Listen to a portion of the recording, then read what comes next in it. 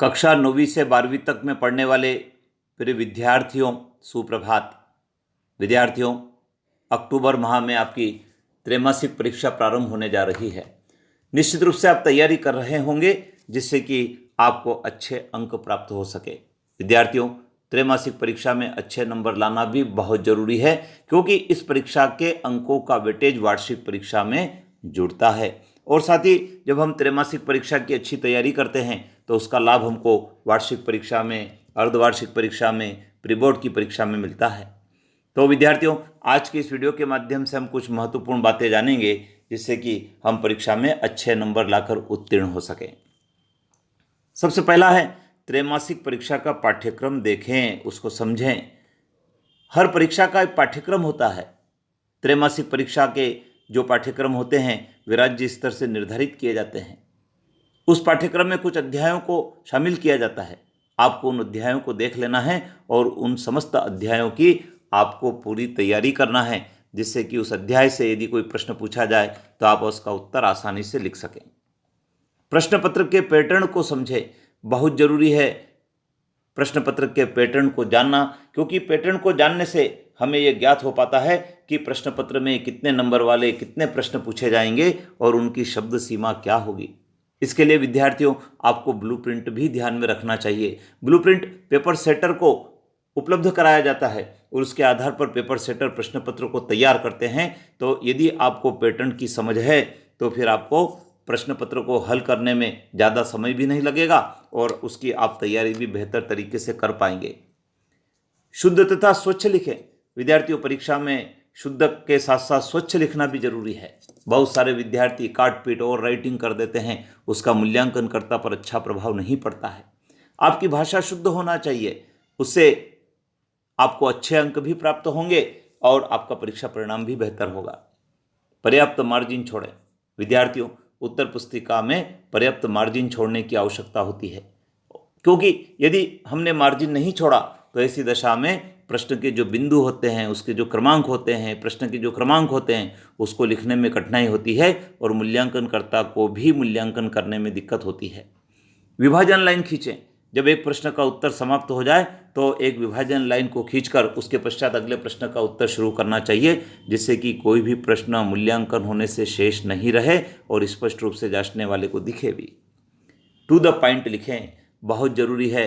कई सारे ऐसे विद्यार्थी होते हैं जो प्रश्न के अनुरूप उत्तर नहीं लिखते हैं, मनगढ़ंत लिखते हैं। विद्यार्थियों, इससे मूल्यांकनकर्ता पर अच्छा प्रभाव नहीं पड़ता है। प्रश्न में जो पूछा गया है उसका उत्तर यदि आप लिखेंगे, सटीक उत्तर लिखेंगे, शब्द सीमा का ध्यान रखकर लिखेंगे तो फिर आपके अंक भी अच्छे आएंगे और आपका परीक्षा परिणाम भी बेहतर होगा। शब्द सीमा का ध्यान रखें, बहुत जरूरी है। विद्यार्थियों, प्रश्न पत्र में 30 शब्द, 75 शब्द, 125 शब्द, 150 शब्द, इस प्रकार के शब्द सीमा के प्रश्न पूछे जाते हैं। आपको प्रश्नों का उत्तर लिखते समय शब्द सीमा को भी ध्यान में रखना चाहिए। बहुत अधिक बड़े प्रश्न भी नहीं होना चाहिए और बहुत ज़्यादा छोटे उत्तर भी नहीं होना चाहिए। आपको शब्द सीमा को यदि ध्यान में रखकर आपने प्रश्न पत्र हल किया तो समय भी आपका कम नहीं पड़ेगा और आप बहुत आसानी से आपके प्रश्न पत्र को हल भी कर पाएंगे। वस्तुनिष्ठ प्रश्नों को एक ही स्थान पर हल करें। विद्यार्थियों, प्रश्न पत्र में 32 नंबर के वस्तुनिष्ठ प्रश्न आते हैं और उन वस्तुनिष्ठ प्रश्नों के कई प्रकार भी होते हैं। उन सभी वस्तुनिष्ठ प्रश्नों को एक स्थान पर हल करने का ही प्रयास करना चाहिए, जिससे कि एक ही जगह उनका मूल्यांकन हो जाए और उन पर आपको जो अपेक्षित नंबर है वो भी मिल जाए। अन्यथा अलग अलग स्थानों पर वस्तुनिष्ठ प्रश्नों को लिखने से उस प्रश्न का मूल्यांकन छूट सकता है। प्रश्न पत्र की नकल नहीं करें।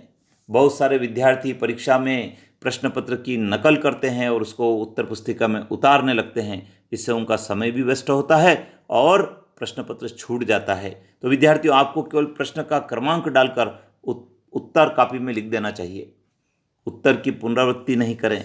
बहुत सारे विद्यार्थी उत्तर की पुनरावृत्ति करते हैं, एक ही प्रश्न का उत्तर 2 जगह लिख देते हैं। इससे आपके प्रश्न पत्र की पूर्णता भी नहीं होती है और साथ ही आपको एक ही प्रश्न पर नंबर मिल पाते हैं, अन्य दूसरे प्रश्न पर नंबर नहीं मिल पाते हैं और साथ में इससे आपकी चालाकी भी प्रदर्शित होती है, मूल्यांकनकर्ता पर अच्छा प्रभाव भी नहीं पड़ता है। नियमित अध्ययन करें तथा पुनरावृत्ति करें। विद्यार्थियों, बड़ा ही महत्वपूर्ण है।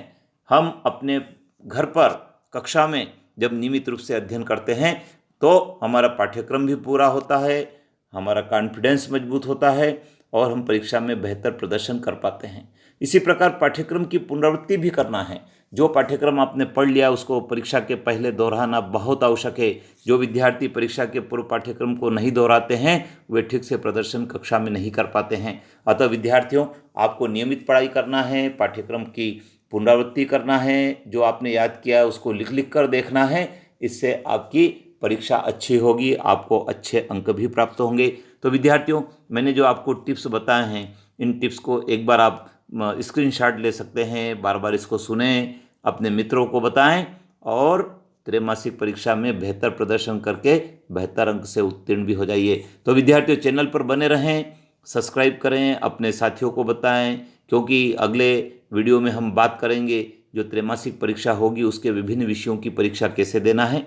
इसके साथ ही NMMS की जो परीक्षा होने वाली है उसके प्रश्न पत्र की बात करेंगे और इसके अलावा कई सारे विषयों की भी हम बात करने वाले हैं जो आपकी परीक्षा में काम आने वाली है। लाइक करें, शेयर करें, अपने मित्रों को बताएं, सब्सक्राइब करना नहीं भूलें।